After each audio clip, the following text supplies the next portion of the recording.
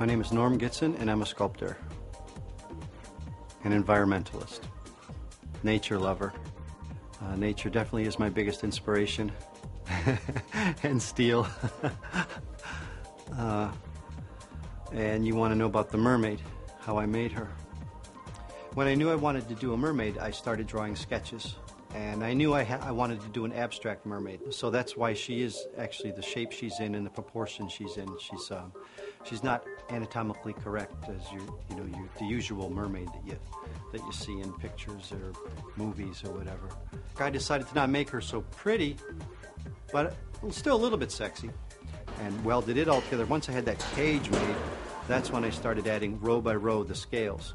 Hold it there till it looked right, and then trace that onto the steel, cut it out with a plasma cutter, beat it into shape, and then weld it to the frame. That's why it took 7 years, because it's a time-consuming process. But if I were to work on it full-time, maybe I could do it in 6 or 8 months. I'm not really sure. I'll never know unless I do another one.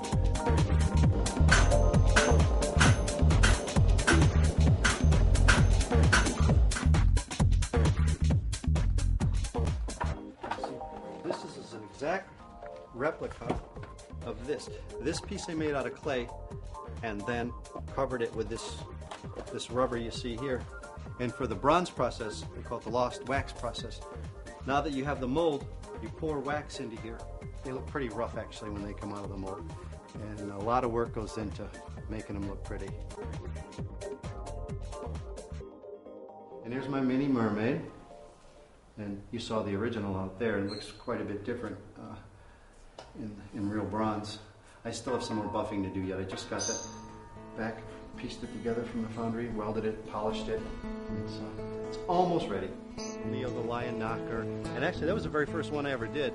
That guy there, first sculpture. When I got into sculpting, I was always an artist, but I never thought to do it for a living. They would say, geez, where did you get that? I want one of those. So I would make them one. And it kind of started that way. The sea turtle and the whole Vanishing series.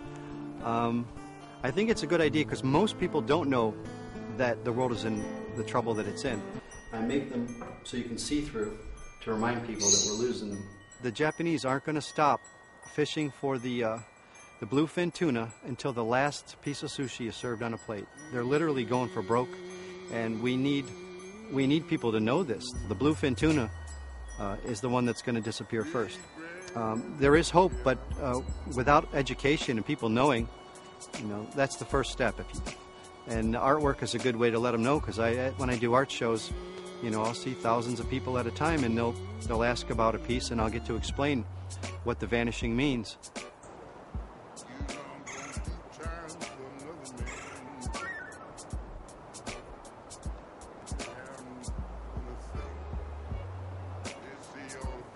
Yeah, if there's one thing I'd like to get apart to the masses, or the point I'd like to make is, I guess you could call it my mission statement, is to build habitat where you live. Because almost everyone has a home, whether they rent or own. They pretty much have control over a piece of property, and you add all those properties together, and it's a huge chunk of land, especially here in Palm Beach County.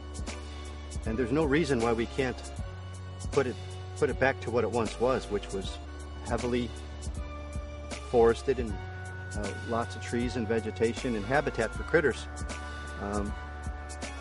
This grass that the developers and builders are pushing down our throat is the worst thing for our environment ever. I mean, look at the drought we're going through now. Look at how low the water is. And people are still using this precious water for the grass. It's insane. Politicians really need to outlaw grass, because you put fertilizer on it, you put pesticides on it, all these things that leach down into our drinking water. It's insanity to me that they even allow it. I mean, right now, everything you see here just grew naturally. The only habitat grass has is for red ants, and that's one critter I wouldn't mind seeing less of. I was in that once.